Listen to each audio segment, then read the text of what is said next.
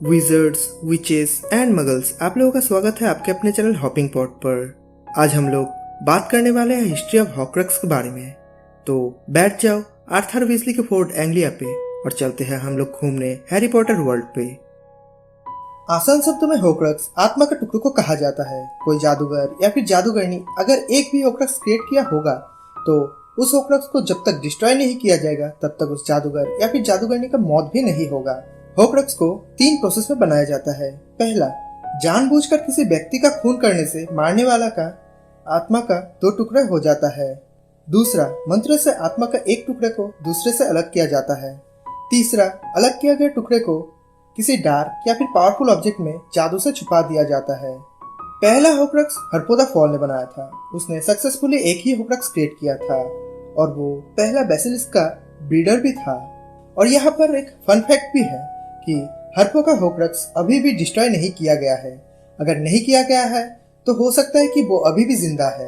हर्पो ने तो एक ही हॉक्रक्स बनाया था, लेकिन उनके ही डिसेंडेंट वोल्डेमॉर्ट ने 6 हॉक्रक्स बनाया था। 7वां उसने बनाना नहीं चाहा, लेकिन एक्सीडेंटली क्रिएट हो गया था। हॉक्रक्स बनाना बहुत ही मुश्किल होता है, जो अब हम लोग जानते ही हैं, क्योंकि इस प्रोसेस में किसी इनोसेंट का खून करना पड़ता है और अपने ही आत्मा के टुकड़े को किसी ऑब्जेक्ट में छुपाना पड़ता है। लेकिन वो ऑब्जेक्ट पावरफुल या फिर डार्क होना जरूरी है। और हॉक्रक्स से शरीर का भी बदलाव दिखने लगता है, जैसे वोल्डेमॉर्ट का हेयर और नोज चला गया था, जिससे वोल्डेमॉर्ट का चेहरा सांप जैसा लगता था। वोल्डेमॉर्ट को हॉक्रक्स के बारे में पता चला था 1942 में, जब वो हॉगवर्ट्स पे 6th ईयर पे था। पहला हॉक्रक्स बनाने के बाद वो प्रोफेसर स्लगहॉर्न से यह भी पता कर लिया था कि आत्मा का एक से ज्यादा टुकड़ा किया जा सकता है कि नहीं। वोल्डेमॉर्ट, जो कि प्यार का मतलब ही नहीं समझता था, उसे कोई भी इनोसेंट का खून करने से कोई भी दुख नहीं होता था, इसलिए उसे हॉक्रक्स बनाने में ज्यादा मुश्किलें भी सहना नहीं पड़ा। टॉम रिडल अपने ही परिवार से बहुत नफरत करता था, खासकर अपने मगल पिता टॉम रिडल सीनियर से। उसने अपने मामा मॉर्फिन को बेहोश करके उसके हाथ से उसका छड़ी और रिंग लिया और सीधा जाके अपने मगल पिता मतलब टॉम रिडल सीनियर को मार दिया, जिससे उसके आत्मा के टुकड़े हो गया और उस टुकड़े को उसने उस रिंग पे छुपा दिया, जिससे उसने फर्स्ट हॉक्रक्स क्रिएट किया था। और आके मॉर्फिन को ऑब्लिविएट कर दिया, जिससे मॉर्फिन को लगने लगा कि ये सब उसी ने ही किया है। और उसके बाद मॉर्फिन को लाइफ टाइम के लिए अज़्काबान भेज दिया जाता है। और फिर बाद में वो रिंग लेकर हॉगवर्ट्स आ जाता है और स्लगहॉर्न से पता करता है कि आत्मा का एक से ज्यादा टुकड़ा हो सकता है कि नहीं।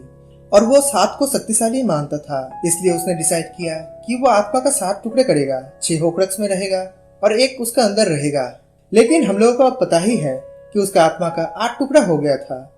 और उसके बाद उसने रिंग को वापस उसके नाना के घर में छुपा दिया था।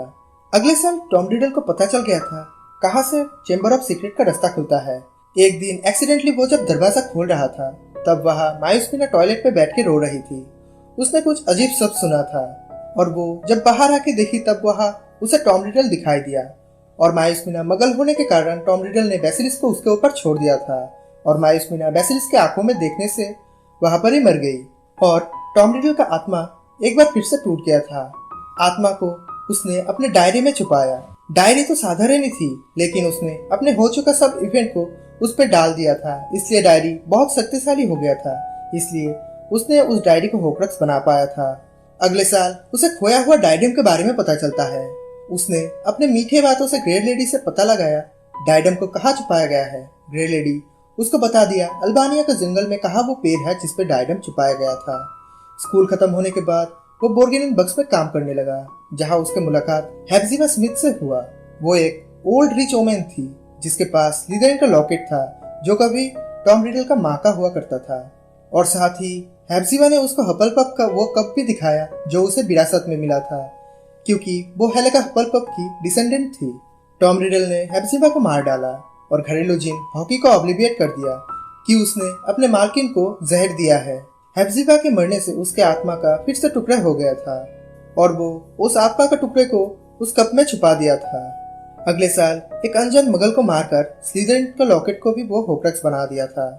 फिर लगभग 10 साल बाद वो अल्बानिया गया उस डायडम को ढूंढने।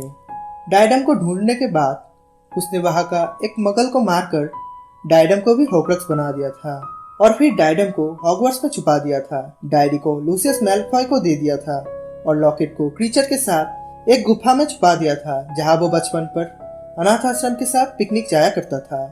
और कप को लेस्ट्रेज के पिजोड़े में छुपाया था जो ग्रिंगॉट्स में था।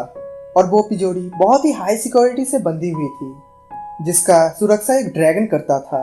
और फिर भविष्यवाणी हो गया था और उसने ये डिसाइड किया था इस बच्चे को मारकर वो अपनी आखिरी होक्रक्स बनाएगा। लेकिन लिली के मरने से उसके आत्मा का फिर से टुकड़े हो गया था और हैरी का प्रोटेक्शन चार्म भी एक्टिवेट हो गया था। और फिर वो जब हैरी पर जादू करता है तब जादू पलट जाने से उसका शरीर नष्ट हो जाता है और वोल्डेमॉर्ट का एक आत्मा का टुकड़ा हैरी से जुड़ जाता है जो वोल्डेमॉर्ट को पता नहीं था। और दूसरा टुकड़ा जाकर अल्बानिया में रहने लगा।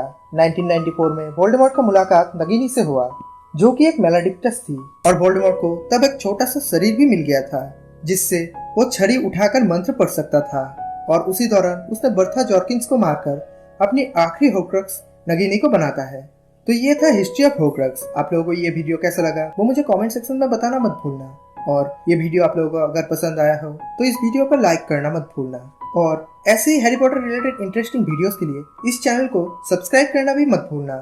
चैनल पे ऐसे वीडियोस और भी है तो आप लोग वो भी चेकआउट करना मत भूलना।